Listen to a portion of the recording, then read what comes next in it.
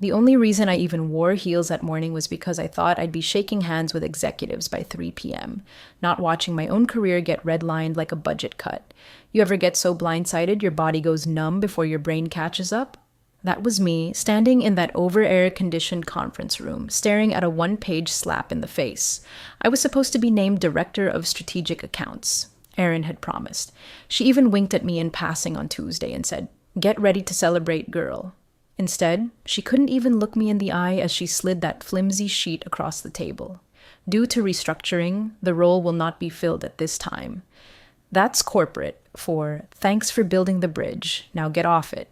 My name wasn't even printed on the form. It had been added by hand, in pen, like an afterthought, like I was never supposed to see it in writing. And right there, under intended position, someone had scribbled out my promotion with a single, casual line, not even neat, just enough pressure to tear the paper. I folded it neatly in half, stood up, and said nothing. Because when dignity is all you have left, silence is armor. The worst part? Erin used to call me her firewall, said I was the only one who kept client fires from reaching her desk. She used to joke that I absorbed stress like a sponge in a hurricane. But the moment it was her turn to shield me, she folded like lawn furniture in a windstorm. On my way out, I took the tie off and looped it over the coat hook. I wasn't taking that damn thing home. Real quick before I go further, if you're listening to this and it hits somewhere in your gut, maybe because you've lived it or you're afraid you will, go ahead and hit that subscribe button and like the video. I know 97% of people don't, but it genuinely helps our team keep telling stories like this. Stories that don't end with the hero begging for crumbs. All right, back to it. I got in my car and sat there for 20 minutes, not crying, not cursing, just processing. My inbox still had the draft email ready to go, excited to share that I've been promoted. That email never got sent. Instead, I deleted it, closed my laptop, and texted my fiancé. "Change of plans. Drinks tonight?" He replied with a thumbs up emoji and a heart. Poor guy had no idea I was about to come home with a crater in my chest. That night, while I sat on the balcony with a glass of wine and a half-dead orchid I kept forgetting to water, I thought about all the late nights, all the Sundays spent fine-tuning pitch decks, and all the times I'd covered for Erin when she ducked out early. I remembered a client call where the vendor rep kept interrupting me, and Erin messaged me privately during the Zoom, telling me to smile more and not be so assertive. That was the same day she told me I was on the radar for leadership. What a joke. Here's the thing, no one tells you about corporate betrayal. It doesn't come with sirens or fireworks. It comes with quiet emails and low voices, and the timing just isn't right. It's death by paper cut. It's watching someone choose comfort over courage and realizing they were never your advocate, just your handler. I didn't scream, I didn't rant, but something in me hardened that night. And when I finally opened my laptop again around midnight, it wasn't to finish a report. It was to update my resume, not out of panic, out of principle. Because if they didn't see my worth, I was going to make damn sure someone else would. I didn't tweak a damn thing. Didn't rewrite my accomplishments or agonize over verbs. Just updated my job title to "Still breathing, still better than half the directors you promote," and saved it as a PDF. Sent it to one recruiter I half trusted and let it sit. I wasn't expecting anything. Honestly, I just needed to feel like I wasn't begging to be seen anymore. But by 8:30 the next morning, I had 3 voicemails. One from a recruiter, one from someone I didn't recognize, and the third from Kairos Applied Systems. That name hit like ice water to the spine. Kairos was our biggest competitor in the region. They'd poached 2 of our execs last year and made it look effortless. I'd turned them down twice before, mostly out of loyalty to Voltrix. That loyalty got me a scratched-out job title and a pity line about timing. So this time, I didn't overthink it. I didn't draft some precious, emotionally intelligent response. I opened the text thread, typed one word, "available," and hit send. They replied within the hour. Coffee, 2 p.m., downtown. I showed up early and ordered black coffee. No syrup, no fluff. The guy who met me didn't even bring a laptop, just a notepad and a pen, like we were about to draw battle plans. He listened more than he talked, asked the right questions, knew my numbers, knew the contracts I'd handled, even knew that I'd been the architect behind the new modular service tiers Voltrix was quietly rolling out. Then he said the title, VP of Client Architecture, and my chest got tight. Not because I was surprised, but because I realized they saw me clearer than people who'd worked beside me for 6 years. The offer came with a 37% raise, full team autonomy, and no political landmines to dodge every morning. "You don't need time to think it over?" he asked. I shook my head and signed. Didn't even finish my second espresso. What was there to think about? The old job threw me into the river with bricks tied to my ankles. This one handed me the knife to cut myself loose. I didn't post anything on LinkedIn. No humble brag, no grateful for the journey nonsense. Just fired off a Slack message to my 2 coordinators, the only ones who never left me hanging. "Starting Monday, new place, if you ever want to talk, door is open." Simple. Honest. The kind of message you send when the ship is still sinking, but you've already found the lifeboat. That weekend, I slept. Not well, but deep. Like someone had finally unplugged the tension from the base of my skull. I wasn't over it, not even close. But there's a moment when you let go of the weight that's been pressing down on your ribs for years, where you remember what breathing feels like, not surviving, breathing. And in that breath, you make a promise. Not to them, not to prove anything, but to yourself. They underestimated the value of loyalty. I was about to show them the cost of losing it. Kairos didn't roll out a red carpet, and thank God for that. I didn't need grand gestures. I needed basics. A desk that didn't wobble, a laptop that wasn't scavenged from someone's off-boarding stack, a badge that worked the first time I swiped it, and a crisp white note card that said, "Welcome aboard, Ms. Langston," with my name spelled correctly.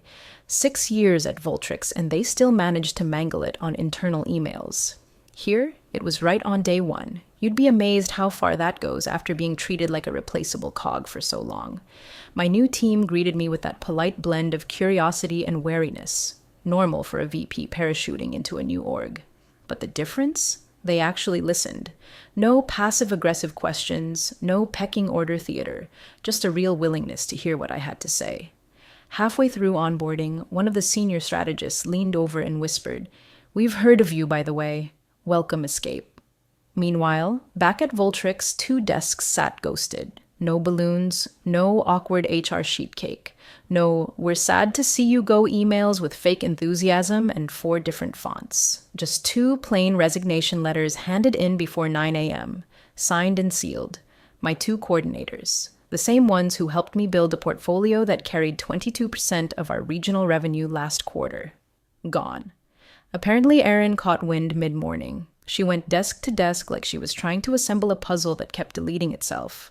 When HR asked if they should reach out for exit interviews, she reportedly waved her hand and muttered something about not making it a bigger deal than it is. Classic Erin. Pretend the building isn't on fire while the ceiling turns to ash above you. Someone from my old team texted me around lunchtime. "Did you know about Lex and Jamie? They're just gone." I responded with 3 words. They found oxygen.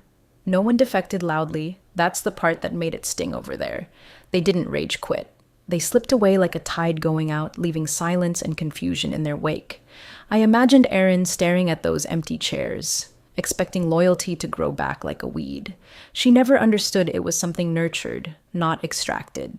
At Kairos, I ate lunch without checking my email every 5 minutes. No backdoor fire drills. No 1:30 meetings labeled quick sync that stretched into full-blown interrogations. Just a grilled chicken wrap and a quiet office view. And when I caught my reflection in the window, I saw someone returning to herself, not someone waiting for scraps of approval from a woman who clipped wings she was too scared to grow herself. I didn't gloat, didn't send a "see what happens" text, but if anyone at Voltrix listened closely that morning, they'd have heard it. The first crack. Not a bang, not a shatter, just a quiet fracture in the facade they worked so hard to protect, one that started when I left, and widened when the people who mattered most followed. By the start of week 2, the quiet was starting to talk, loudly. I didn't need to check Voltrix's internal chatter to know things were unraveling. The signs showed up in my inbox, subtle at first. A forwarded message here, a name drop there. Then a client I'd managed for nearly 4 years emailed the generic support line at Kairos and asked, word for word, "Is Alexis Langston with you now? We'd like to follow her." They didn't even try to be discreet. No back-channel call, no smoke signals. Just a straight-up declaration, one I quietly flagged and forwarded to Kairos Legal with the original timestamp, per protocol. They responded with one sentence. No outbound solicitation on record. Client moved of their own volition. Clean. Legal. Beautiful. Meanwhile, over at Voltrix, Erin had apparently assigned a junior associate to stabilize my accounts. A junior. Someone who hadn't even sat in on a quarterly business review yet. I heard about it through a whisper from an account exec I'd once mentored. She sent me a midnight message that just read, "They pulled Justin. He's panicking." Can't blame the kid. He walked into a battlefield holding a spoon. By Thursday, 6 more people had quietly walked out. Not just grunts, team leads, analysts, one manager who oversaw vendor onboarding. All of them turned in their resignations with the same note. Pursuing other opportunities. Voltrix tried to frame it as coincidence. Erin called it a post-pandemic shift. HR scrambled to build a narrative that people just needed fresh air. But inside they knew. It was a purge. But not the kind they were used to orchestrating from the top. This one started from the middle, the people who kept things from falling apart. And it wasn't chaotic or loud. It was methodical, graceful, like a pressure valve releasing one careful turn at a time. Kairos, to their credit, didn't make a single announcement about me. They didn't blast a press release or post some glossy onboarding photo on LinkedIn. They were surgical, low profile, high impact. Let the work speak. Let the clients follow of their own accord. No hand-holding, no promises, no parading me around like a trophy hire. Just quiet competence and an open door. But I saw the trail forming. 1 client, then 3. Then an enterprise account that had been teetering on the edge of a renewal sent over a feeler email. "We're evaluating our options," they wrote, "and wondering if Alexis would be involved in any future strategic planning on your side." I didn't answer. Legal did. The ripple was becoming a current, and I didn't have to gloat. I just kept doing the work. The kind of work they used to praise until it scared them. The kind they pretended was luck or timing or just good rapport. Truth was, they thought my value only lived within their system. But value doesn't vanish when it changes zip codes. It multiplies when you stop bleeding for people who mistake your effort for obedience. Every message, every name drop, every confused "are you with them now?" proved one thing. They didn't build the trust. I did. And now I was holding it steady, brick by brick, while their house started to tilt. By day 12, the numbers started to sweat. I didn't need insider info to know. When revenue stutters, word travels faster than policy memos. The kind of tremble that starts in the CFO's office and trickles down through marketing in the form of desperate Q4 projections slapped onto overpriced slide decks. 2 of my former accounts, both enterprise level, both flagged as renewal ready in the last quarterly, suddenly stalled. One was 6 days past signature, the other 8. And that kind of delay doesn't happen accidentally. Not at that level. These clients don't forget to renew. They either pull the plug or wait to see who else is holding the other end of the cord. Inside Voltrix, the scrambling began. I got a message from a quiet friend in procurement. He always spoke in half sentences and emoji punctuation, but I read between the lines. CFO had a closed door. V quiet. You might be topic adjacent. Topic adjacent. Cute way of saying they were holding meetings where my name was being passed around like a bad penny. The excuses started forming their own little chorus. There was a delay in the account handoff. The client wasn't familiar with their new rep. We're waiting on updated documentation from legal. Pipeline turbulence, they called it. Like this was weather. Like some sudden atmospheric shift had jammed up the clean numbers they'd projected with so much damn confidence. What they didn't realize, yet, was that this wasn't turbulence. It was a calculated stall. These clients weren't confused. They were waiting, watching, seeing if I'd show back up on the other side of the table. And I was. Just not the way Voltrix hoped. I didn't say a word publicly, didn't post a victory quote on LinkedIn, didn't like the posts from former coworkers begging for applicants. I let the silence work for me. That's the thing about building trust over years. You don't need a bullhorn when the house starts creaking. The clients already know where the foundation came from. One email stood out. Subject line, client asking to speak with Alexis again. It wasn't even from one of the core accounts. It was a secondary client I'd supported through a merger, years ago, a quiet one. the kind of account that shouldn't be making noise, but now it was pinging Voltrix like a ghost they couldn't exorcise. And the best part? That name, mine, was still listed in their vendor file as primary liaison. Buried in the CRM attached to workflows no one bothered to update because they assumed I'd always be there. I could picture Erin now, scrolling through the pipeline dashboard with her tight little jaw, trying to match names with outcomes and realizing too late that none of the numbers made sense anymore, that their system worked fine until the person who was the system walked out. They thought the delay was the problem. It wasn't. The problem was coming. And it was written in the fine print on contracts they didn't bother to reread when they erased me from the equation. It was always the language. That's what saved me in the end. Not the charm, not the work ethic, not even the results. Just 4 paragraphs tucked deep in a renewal agreement, written on a Tuesday evening while I was still in the office, cold coffee in one hand, legal notes in the other. At the time, it felt like a formality. One of those things you do to give the client peace of mind, knowing they won't get bounced around like a customer service call from hell. Kairos's legal team was the one that caught it. I wasn't even digging.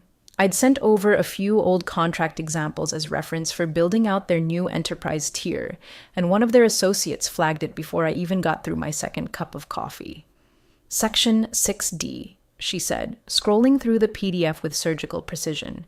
Renewal is contingent upon the continued designation of Alexis Langston as key contact. That's not standard language. It wasn't, because I'd written it, with a client, together. After their last vendor had ghosted them during a platform migration and cost them almost $500,000 in recovery, they were skittish, wanted guarantees. I'd given them mine, in writing. Erin barely skimmed it before signing off. I still had the email thread, the back and forths with the client's legal counsel, the final wording, the digital signature, all time-stamped, all legit, and all pointing back to one critical fact. If I was removed involuntarily from the account, the renewal became null. No substitutions, no reassignment, no, oh, she left, but we'll give you Sarah instead. It was me or no deal. Kairos Legal read it 3 times, then looked up at me like I'd handed them a golden ticket. This is airtight, the senior counsel said, not even trying to contain her grin. No wonder they're flailing. I didn't smile back. Not really, because this wasn't a victory lap. It was the inevitable consequence of people who mistake silence for weakness. Erin and the rest had assumed, like so many do, that because I wasn't loud about my wins, they could just erase me without fallout. But the thing about being the spine of a process is remove it, and the rest can't stand. I sat there in that glass office, the city blinking behind me, thinking about all the times I'd worked overtime to patch over someone else's mess. All the late nights I spent babysitting contracts no one wanted to own until the renewal closed and the credit got claimed. They thought I was doing it for applause. I was doing it to build something that couldn't be taken away. And now, watching it unravel from the other side, I didn't feel triumphant. I felt something colder, sharper, like the snap of tension when a structure finally gives out. I didn't say anything to the client, didn't reach out. They'd already done that themselves through their legal team with one simple question. Will Alexis continue as our key contact under the new arrangement? They already knew the answer. They were just giving us the courtesy of letting it play out clean. One by one, the pins were falling, not because I pushed, but because they stacked everything on my back, then pulled me out. The emergency call was set for 8:09 a.m. sharp, but I imagine half of them hadn't slept the night before. Voltrix had kept up appearances as long as they could, weekly updates, damage control emails, performance pep talks. But now the cracks were gaping, and someone had finally asked the question no one wanted to answer: who let the clause through? I wasn't on the call, obviously, but a transcript landed in Kairos Legal's lap through mutual contacts, and let's just say, it made the rounds faster than a viral layoff post on LinkedIn. The Voltrix CEO opened the meeting with that hollow voice people use when they're still pretending they have a grip. Let's go over where we are with RenewCo, he said, like it was any other quarterly check-in. Their general counsel, poor man, cleared his throat and started reading directly from the contract. Section 6D, in full, word for word. Renewal is contingent upon the continued designation of Alexis Langston as key contact. The line went quiet for 3 full seconds. Then, from the other end of the call, the client's end, came a calm, unshaken voice. Correct. That's the agreement. If Alexis isn't our contact, the renewal isn't valid. Simple, undeniable, like someone flipping a switch. That's when the CFO, who'd been pushing fluff numbers for the last 2 weeks, let out this dry, hopeless laugh. That's 48 million. Gone. He didn't say it like a question. He said it like a death notice. Erin didn't speak. According to the note scribbled in the margin of the transcript, she sat there staring at the table, jaw tight, hands folded. She didn't defend herself, didn't blame the handoff team, didn't offer a contingency plan, because there wasn't one. That clause wasn't buried in legalese, it was right there, bolded and signed, and it wasn't some sneaky trick. It was a safeguard, requested by the client, written by me and agreed upon in full. Voltrix just never thought they'd be held to it.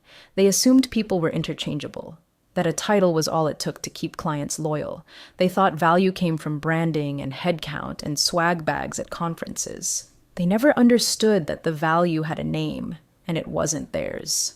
Across town, I sat in my new office, sipping lukewarm coffee as Kairos prepped onboarding for 3 new enterprise clients.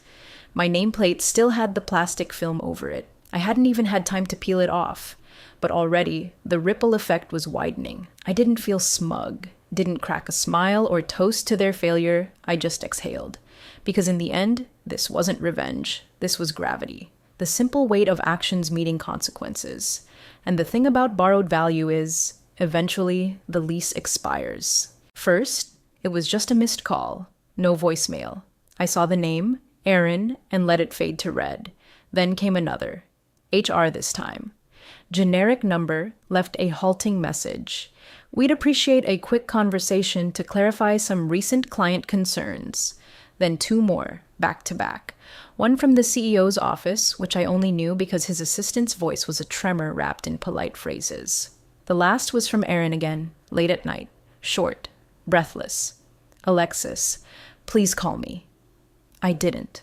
I let them stack up in my inbox like unpaid invoices. Every buzz from that old zip code felt like the tapping of fingers on glass, desperate to get through, but too late to matter. You don't get to slam a door on someone's work and then ask them to come back when the roof starts leaking. My assistant, Maddie, a surgical and unshakable woman with color-coded folders and a voice that could melt stone, leaned into my office around lunch.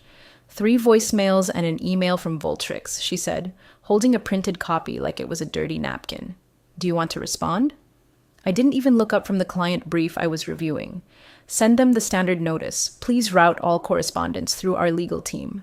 Maddie nodded without missing a beat. Happy to. That was the difference here. I didn't have to fight for respect. It came standard. Kairos didn't run on ego or cheap power plays. They ran on results, and results we had. My team crushed their onboarding benchmarks in record time. Every internal metric we hit felt like a breath I didn't know I'd been holding. The air here wasn't just clear, it was clean. Clients I hadn't heard from in months began sliding back into my orbit. Not out of curiosity, but with purpose. They weren't asking where I'd gone. They were asking when we could meet. One even sent over their quarterly scope with a post-it that said, "Glad you landed somewhere smart." I didn't need to brag. I didn't need to correct the narrative. The clause had already done it for me, quietly, legally, powerfully. Erin's voice, once so smug and clipped, now sounded smaller with every message, shrinking under the weight of something she couldn't undo. She had underestimated what it meant to be essential, and overestimated how replaceable I was. There's a kind of power that doesn't flash, doesn't raise its voice, doesn't need to call back. It just waits while the consequences arrive like clockwork, and then steps over them without slowing down. That's where I was now. Not looking back, not reaching down, just building forward, brick by brick, with people who knew that respect isn't something you request when the damage is done. It's something you earn before the structure ever starts to crack. It happened in a boardroom with floor-to-ceiling windows and chairs that probably cost more than my first car. 21st floor, Voltrix HQ, beige carpet, bottled water lined up like soldiers, and a silence so thick you could hear the tap of a pen from across the room. No slides, no finger pointing, just a folder. Inside it, the contract that had finally come due. Clause 6D, plain as daylight. Renewal is null upon involuntary disassociation of key contact. Alexis Langston. The CEO read it twice, then again, this time aloud. His voice was flatter than usual. No edge, no panic, just resignation. He closed the folder slowly, laid both hands on top of it, and looked around the room like he was waiting for someone, anyone, to undo it. No one moved. Then he turned to Erin. "You pulled her promotion?" Her lips parted, like maybe she was going to try to explain it away, soften it, spin it. But all she managed was a nod, a tiny, broken thing. "You didn't check the riders?" Her silence said everything. He stood up, walked slowly to the window, stared out like maybe the city skyline could offer him a reset button. "You cost us 9 staff," he said finally, "and $129 million. No one answered. No one had to. Erin cleared her desk by Friday. No statement, no send-off, just vanished, like a mistake no one wanted to own. The HR team quietly moved her office chair into storage, like that might erase the scorch marks. I got one last text from her that night. "You win." I stared at it for a while, then typed back. "Wasn't playing. You benched your pivot and burned the board." At Kairos, I stood before a full house during our quarterly strategy summit, walking through the architecture of the new enterprise model. My team sat in the front row, proud and sharp and fast. The retention rate had hit 98%. Our average client response time was the lowest in company history. There were even whispers of expanding the model firm-wide. After my presentation, our CEO leaned over and said, almost casually, "Voltrix never recovered. Their entire West Coast base flipped to us. No one's renewing." I nodded, didn't gloat, just sipped the coffee someone had refilled for me while I was on stage. Later, over lunch in the cafeteria, one of the new junior strategists asked, "What really happened with your old team?" I shrugged, leaned back in my chair. They removed their spine and wondered why the body collapsed. She blinked. "You were the spine?" I smiled. "No," I said, "just the part that held the contract up.